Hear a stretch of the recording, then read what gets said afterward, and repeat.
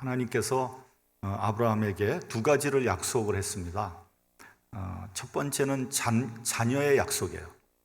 내 자녀가 하늘의 별과 같이 이 바다의 모래알과 같이 많아질 것이다. 이 자녀의 축복은 신령한 복입니다. 우리 강정민 집사님이 딸을 하나 더 낳는데 이게 신령한 축복이에요. 이게 하나님께서 하나님의 그 생명의 능력이 이렇게 이어지는 아주 놀라운 축복입니다.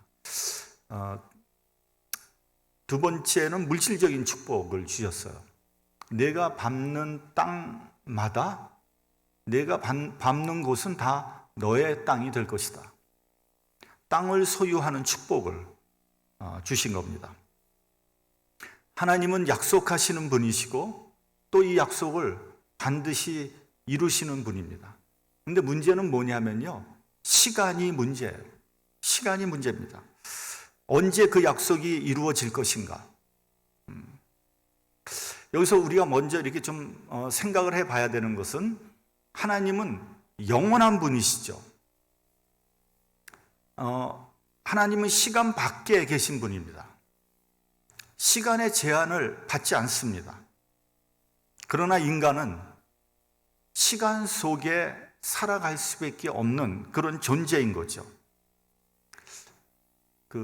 요즘에 코로나 사태로 해서 2020년 언제부터입니까 도대체? 하여튼 시작부터 지금까지 거의 아무것도 못했잖아요. 올 한 해는 그냥 지나갈 거다, 그런 생각이 듭니다. 근데 어떤 사람이 그러더라고요. 세계적으로 합의를 해서 내년도 2020년으로 하자. 그러니까 2020년 한 해는 그냥 없는 거로 생각하고 내년도 그냥 2020년. 아주 좋은 생각이라고 생각이 됩니다만 그런다 그래가지고 2020년이 되는 건 아니죠. 시간의 제약 속에 우리는 살아갈 수밖에 없는 겁니다. 우린 기껏해야 7, 80년 살아갑니다. 시편 90편에 보면 우리의 연수는 70이요 강건하면 80이라고 그랬습니다. 그런데요, 사실은 옛날 사람들은 그렇게 오래 살지 못했어요. 예를 들어보면 이제 조선시대에 살았던 사람의 평균 연령을 누군가가 내봤어요. 어떻게 냈는지 몰라요. 근데 얼마인지 아시겠습니까? 35살이에요. 조선시대의 평균 연령, 수명이 35살. 임금은 식생활이 좋았으니까, 그리고 환경이 좋았으니까 조금 더 많습니다. 46세 임금의 평균 수명은.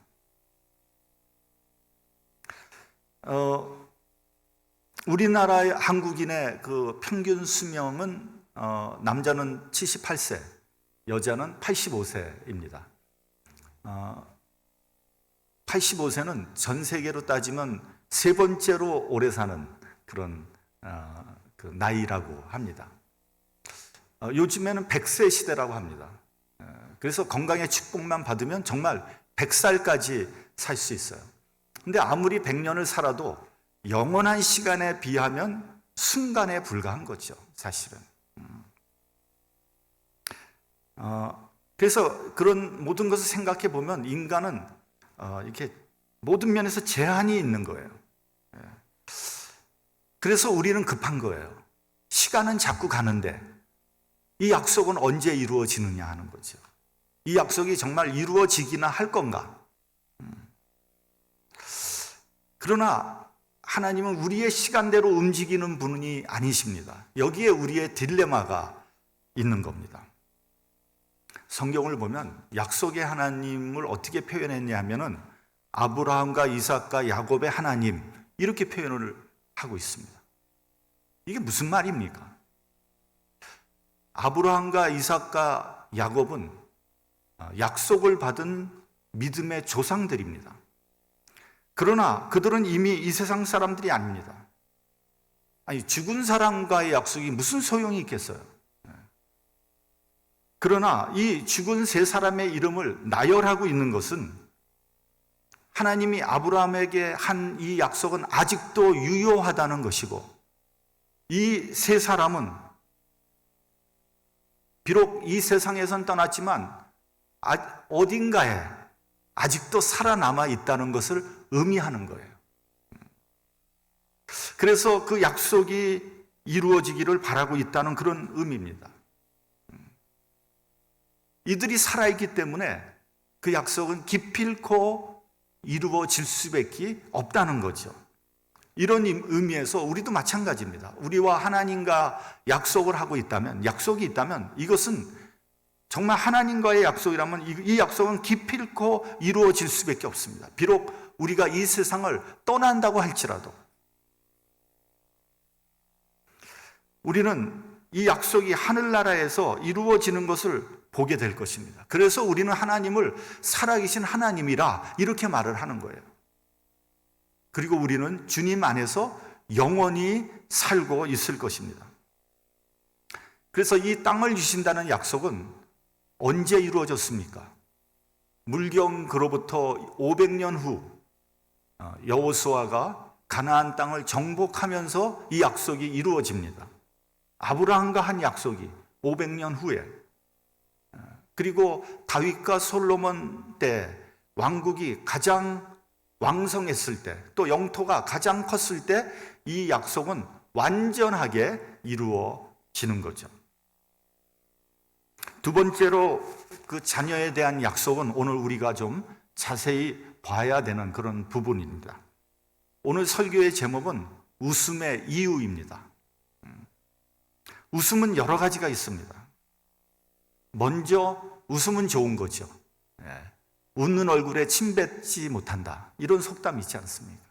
또 뭐 옛날에 웃음은 고래도 춤추게 한다, 이런 책도 나온 적이 있었습니다. 여러분, 반려동물을 키울 때 반려동물 앞에서 웃어주면 굉장히 좋아합니다. 반대로 뭐 야단치고 화내면요 주눅이 드는 거죠. 식물도 마찬가지라고 합니다. 물을 주면서 웃으면서 쓰다듬어주면 식물도 아주 잘 자란다는 거예요.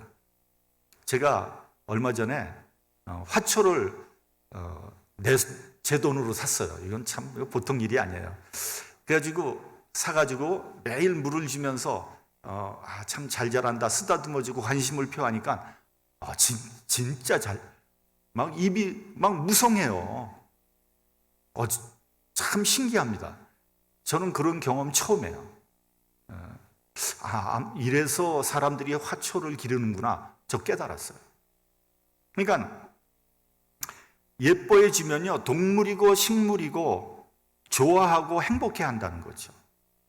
여러분, 우리 자녀들도 마찬가지예요. 늘 웃는 가정, 화목한 가정에서 자라난 애들은요 티가 없고요 행복해 보입니다. 반대로 뭐 집안이 복잡하고 뭐 야단치고 화내는 가정에서 자란 그런 아이들은 늘 주눅이 들어있죠. 그런 애들은 자기의 감정이나 자기의 뜻을 제대로 전달하지 못합니다. 그리고 굉장히 소극적인 그런 아이가 됩니다. 우리 세대의 보통 한국의 아버지들은 늘 근엄했죠. 그리고 잘 웃지 않았습니다. 그래서 자녀들이 아버지를 무서워했죠. 아버지를 무서워하다가 소년 소녀가 되면은 아버지를 굉장히 유능한 사람으로, 위대한 사람으로 생각합니다. 왜냐하면은 아버지가 돈을 벌어서 먹고 살거든요. 그래서 아버지는 뭐든지 다 잘하는 사람으로 알게 되는 거예요. 그래서 어린애들이 이렇게 보면 우리 아버지 힘 무지하게 세다, 우리 아버지 제일 높다, 이러는 그 이유가 거기에 있는 겁니다. 근데 이제 청소년기가 되면은 아버지가 별 볼 일 없는 사람이라는 걸 깨닫게 되죠. 그리고 성인이 되면 축 늘어진 아버지의 어깨를 보고 이제 측은하게 보이는 거죠. 우리들을 먹여 살리느라고 참 고생 많이 하셨구나, 이제 이런 생각을 하게 되는 겁니다. 임마누엘 칸트가 이런 말을 했다고 합니다. 선의의 웃음은 반갑다. 그러나 악의의 웃음은 무섭다. 되는 대로 웃는 웃음은 천박하고 전혀 웃지 않는 사람은 어렵고 까다롭다. 그러고 보니까 뭐 웃음이라고 다 같은 웃음이 아닙니다. 티 없이 활짝 웃는 웃음은 보는 사람들도 행복하게 만들죠. 기쁨이 충만한 웃음은 참 보기 좋습니다. 아름답습니다. 근데 이런 웃음도 있어요. 너무 어이가 없어서 웃는 웃음도 있죠. 참. 그런 웃음도 있습니다. 제가 이 실명을 거론해서 좀 미안한데, 이미 교계에선 널리 알려진 이야기이기 때문에 그냥 그대로 전달을 하겠습니다. 한국에 가면 그 사랑의 교회라는 교회가 있는데 거기 담임 목사는 오정현이라는 사람입니다. 한국의 대표적인 대형 교회인 거죠. 근데 이제 이 사람의 목사직이 적법한가 이런 문제가 생긴 거예요. 그 중에서 특별히 한국의 총신대의 입학이 문제가 된 거예요. 이게 제가 잘은 모르지만 아마 이 사람은 총신대를 청강생으로 다니지 않았나 뭐 이런 생각이 듭니다. 어쨌든 총신대에서 오 목사의 그 입학을 무효화시켜 버렸어요. 그러니까 신학대학 입학이 무효화되니까 문제가 심각해진 거죠. 이 사람의 목사직이 원천 무효가 돼버린 거예요. 아니 신학대학을 안 나왔는데 뭐 무슨 목사가 되겠습니까? 그래서 이 오 목사가 소송을 제기했어요. 그는 소장에서 이렇게 쓰고 있습니다. 교회갱신위원회와 총신대가 짜고 국내 3위의 교회를 흔든다. 그런 내용이에요. 국내 3위의 교회라는 그 부분에서 그것을 보고 또 거침없이 발언하기로 유명한 김동호 목사가 심기가 영 불편했던 것 같아요. 그가 그 페이스북에 이렇게 쓰고 있습니다. 코미디도 세상에 이런 코미디가 없다. 그러면서 별 미친 X를 다 보겠네. 그러고 욕을 했습니다. 요즘 젊은 친구들이 잘 쓰는 신조어가 있습니다. 우프다. 그런 말 여러분 들어보셨죠? 이 우프다라는 말이 이 상황에 딱 들어가 맞는 것 같아요. 우프다라는 말은 웃기기도 하면서 슬픈 거예요. 어이없으면서도 슬픈. 그러니까 이게 뭐 웃을 수도 없고 울 수도 없는 그럴 때 쓰는 말이라고 합니다. 언제부터 우리나라 교회가 이렇게 우스운 꼴이 되었습니까? 사람 많이 모이는 순으로 서열화하고 교회가 돈, 인원수, 힘 이런 거를 자랑하는 우스운 꼴이 된 거예요. 교회가 빛과 소금으로서 가난한 사람들, 힘없는 사람들, 고통받는 사람들을 위로하고 그들을 섬겨야 하는데 이런 교회의 모습은 예수님께서 생각하신 교회의 모습과 너무 동떨어져 있지 않은가 그런 생각이 듭니다. 그 외에도 사악한 웃음도 있습니다. 남을 비웃는 시니컬한 아주 냉소적인 그런 웃음도 있죠. 여러분 남이 비웃으면 되게 기분 나쁘죠. 어떤 사람이 나를 비웃었다. 굉장히 기분 나빠요. 그러나 여러분 남이 비웃더라도 너무 기분 나빠하지 마세요.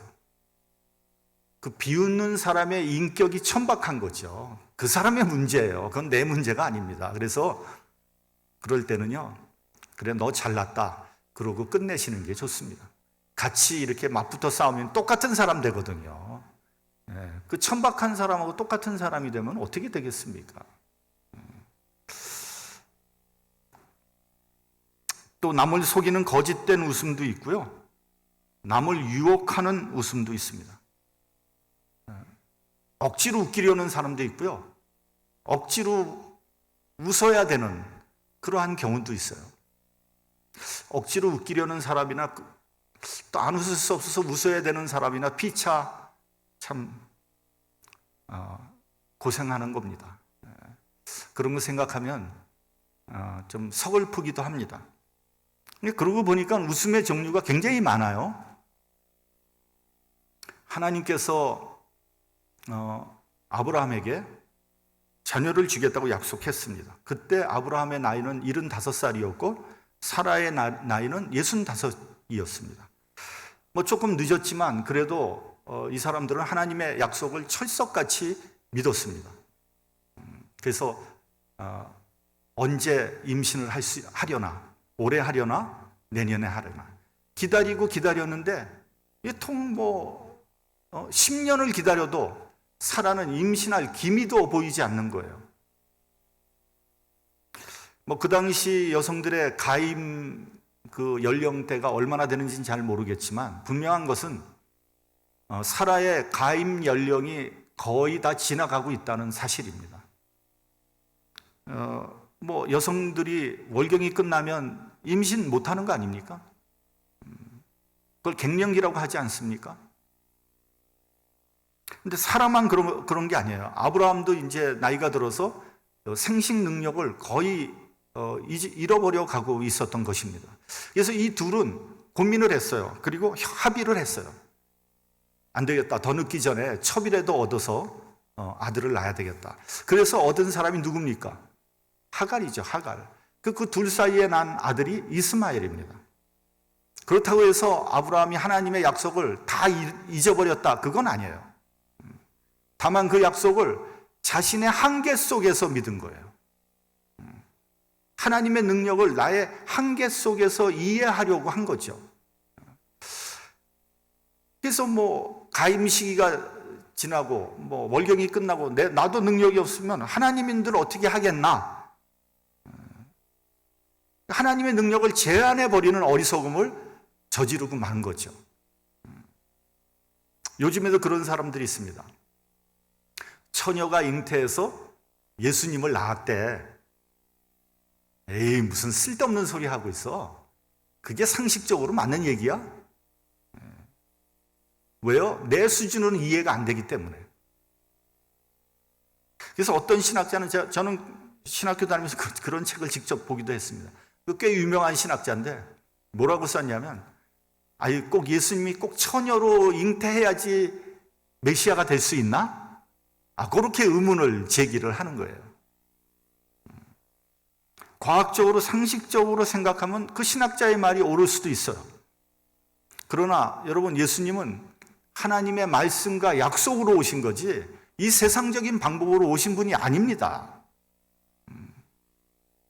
구약 성경에 예수님의 탄생에 대한 말씀은, 그 예언의 말씀은 차고도 넘칩니다. 여러분, 내가 이해할 수 있는 하나님이라면 이미 그분은 전능하신 하나님이 아니죠. 하나님은 내 이해의 수준을 훨씬 더 뛰어넘습니다. 나의 방법, 나의 예상을 초월합니다. 여러분, 하나님을 내 수준으로 생각하는 어리석음을 범하면 안 됩니다. 그분은 초상식적인 분입니다. 우리가 성경을 볼 때 상식이 굉장히 중요합니다. 우리가 성경을 어떤 사람은 굉장히 비상식적으로 보는 사람도 있어요. 그렇게 보면 안 돼요. 성경은 상식적으로 봐야 됩니다. 그러나 성경을 상식적인 관점에서만 보는 것 굉장히 어리석은 방법이에요. 그분은 상식을 뛰어넘는 분이기 때문에. 그분은 광대하시고 전능하신 창조주예요. 그분이 우주를 창조하시고 우리의 생명도 창조하셨잖아요. 우리의 생명이 어디서 왔습니까? 자연이 왔습니까? 정말 어떻게 자연이 우리의 생명이 옵니까? 불가능한, 이건 말도 안 되는 얘기거든요. 우리의 생명은 그분으로부터 온 거거든요. 그분이 생명의 주인이에요. 그렇다면 처녀로 잉태하는 것이 무슨 큰 문제가 되겠어요? 그런데 아브라함은 지극히 인간적인 편법을 쓴 거죠. 그래서 하갈로부터 이스마엘이라는 아들을 얻은 거예요. 그리고 그는 이 아들을 약속의 아들로 생각을 한 거죠. 창세기 17장을 보면 하나님께서 아브라함이 99살 때 다시 찾아오십니다. 그러면서 뭐라고 말씀하시냐면 아브라함과 사라 사이에서 아들을 낳을 것이다. 그 약속을 재확인을 해줍니다. 약속하신 지 무려 25년 만에 다시 오셔서 재확인을 하는 거예요. 그때 아브라함이 웃었습니다. 그리고 심중에 뭐라 그러냐면 100세 된 사람이 어찌 자식을 낳을 수 있을까? 사라는 90세이니 어찌 생산하리요? 이렇게 말을 했습니다. 그러면서 창세기 17장 18절을 보면 이스마엘이나 하나님 앞에 살기를 원합니다. 이렇게 얘기를 합니다. 그러니까 이 말은 아니 우리 둘 사이에서 아들을 주시려면 진작 주시지 아들을 뭐 생산할 것 같으면 벌써 생산했지 어떻게 이제 아들을 주신다고 합니까? 기다리다 제가 외도를 좀 했습니다만 이것은 하나님의 약속을 이루기 위한 방법이었습니다. 저도 생산할 능력이 없고요. 살아도 월경이 끝나버렸습니다. 그러니 이스마엘이나 하나님 앞에 살아남기를 원합니다. 이런 뜻이죠. 지극히 인간적이고 상식적인 생각이에요. 그러니까 아브라함은 자신의 불신앙을 인간적인 방법으로 합리화시킨 거예요. 여러분 우리도 그럴 때 너무나 많습니다. 우리가 사실은 믿음이 없어요. 우리가 하나님의 그 사역을 할 능력이 없어. 근데 그거를 안 하고선 어떻게 합니까? 상황이 그러니까. 나도 인간인데 어떻게 그렇게 합니까? 인간적으로 합리화시키는 거죠. 그러나 하나님의 말씀은 그렇지 않았습니다. 아브라함의 씨는 약속된 자손으로 이어져야 한다고 말씀하신 거예요. 여러분 하나님의 약속은 다른 어느 것으로 변경할 수 없고요. 대체할 수 없어요.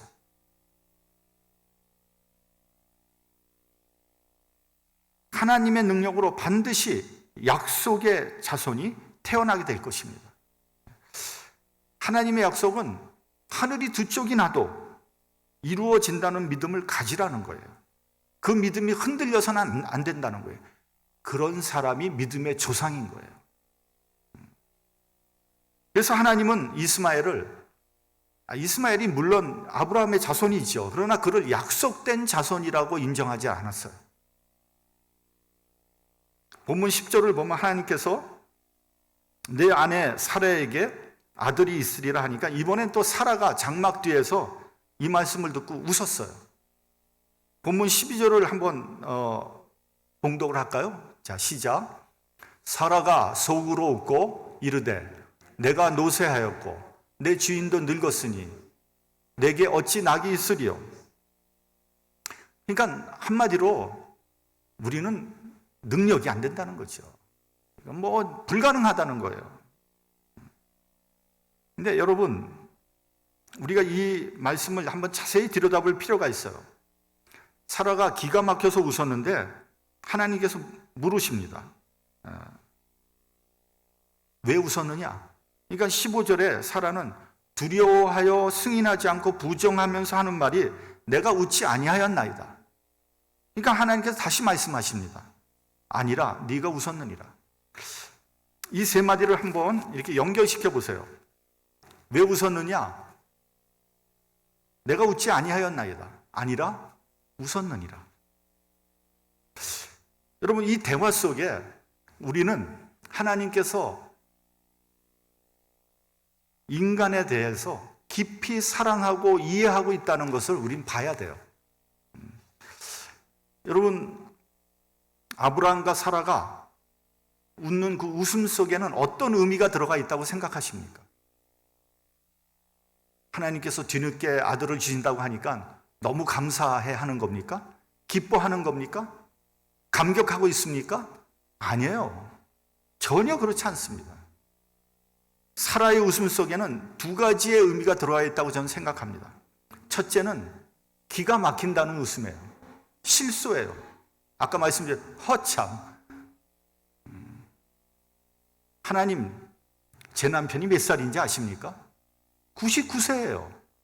저는 89세입니다. 제 남편은 더 이상 생산 능력이 없습니다. 그리고 저도 월경이 끝난 지 오래됐습니다. 아들을 주시려면 진작 주실 것이지 약속하신 지 무려 25년 지났습니다. 이제 와서 아들을 주신다고요? 가당치 않은 말씀입니다. 그런 의미가 들어가 있는 거예요. 그 웃음 속에. 두 번째는 어떤 거냐면요, 섭섭함에서 오는 시니컬한 웃음이에요. 냉소적인 웃음이에요. 여러분, 그 당시 여성이 아기를 낳지 못한다는 것은 이건 굉장히 심각한 문제거든요. 이건 말로 표현할 수 없는 고통입니다. 이건 천형에 가까운 거예요. 우리나라에서도 옛날에 애 못 낳으면 칠거지약이었잖아요. 내쫓아버려도 뭐 아무런 문제가 되지 않았어요. 그러니까 오죽하면 첩을 얻어서 이스마엘을 낳았겠습니까?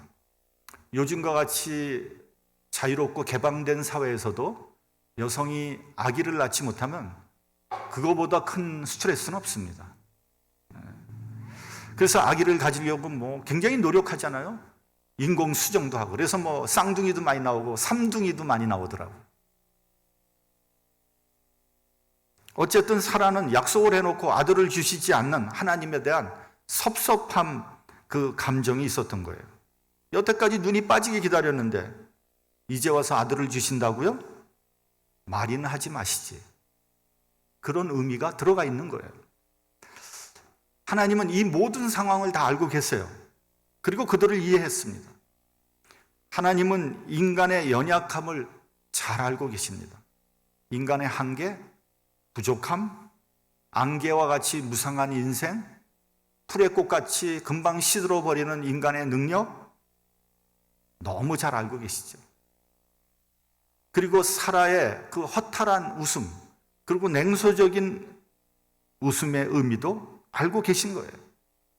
사라의 월경도 끝났고 아브라함의 능력도 없고 인간적으로 아기를 낳지 못한다는 사실도 이미 알고 있었어요. 그리고 그들의 믿음이 이러한 인간적인 한계를 초월하지 못한다는 것도 알고 있었습니다. 하나님께서 왜 웃느냐 물으신 것은 믿음을 갖지 못하고 약속을 믿지 못한다고 야단을 치거나 벌을 내리기 위해서 물어본 게 아니에요.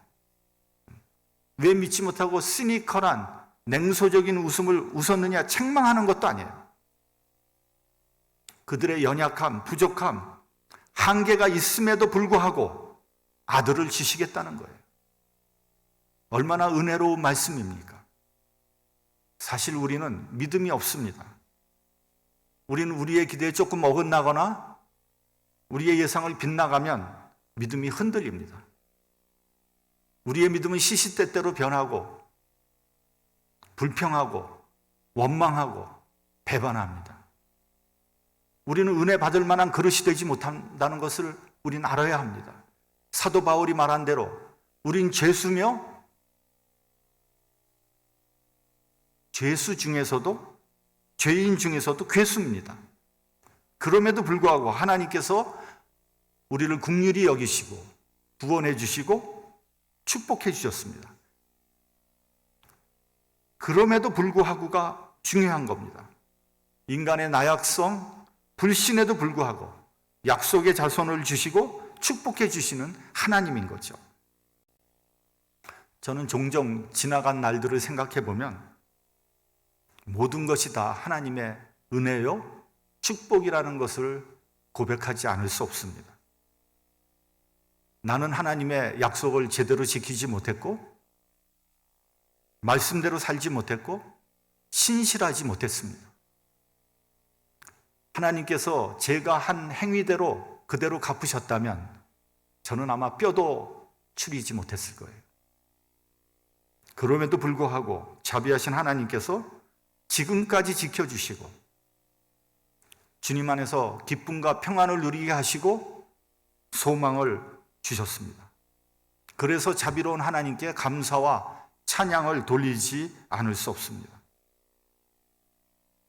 창세기 21장 1절을 보면 하나님께서 말씀대로 행하셔서 그들에게 아들을 주셨습니다. 그리고 그 이름을 이삭이라고 했습니다. 여러분, 이삭이라는 이름의 뜻이 뭐죠? 웃음이에요, 웃음. 21장 6절에 보면 사라가 가로되 하나님이 나로 웃게 하시니 모든 사람이 함께 웃었다고 했어요. 여러분, 사라의 웃음은 어떤 웃음이었을까요? 허탈한 웃음, 시니컬한 냉소적인 웃음이 아니라 기쁨의 웃음이었고요, 진실한 웃음이었습니다. 그리고 모든 사람들이 그 사실을 알고 진심으로 기뻐해 줬고 축하해 줬습니다. 얼마나 아름다운 모습입니까? 우린 험한 세상을 살아가고 있습니다. 살다 보면 힘들 때도 있고 어려울 때도 있고 허탈한 웃음을 지을 때도 있습니다. 거짓된 웃음을 지을 때도 있습니다. 교원 영색하면서 살아남으려고 몸부림칠 때도 있습니다. 그러나 이제부터는 하나님 말씀에 순종해서 진실된 웃음, 충만한 웃음을 웃으시는 저와 여러분이 되시기를 바랍니다. 어떠한 상황에서도 믿음이 흔들리지 않고 하나님의 약속을 믿고 앞으로 전진하는 저와 여러분이 되시기를 주님의 이름으로 축원합니다.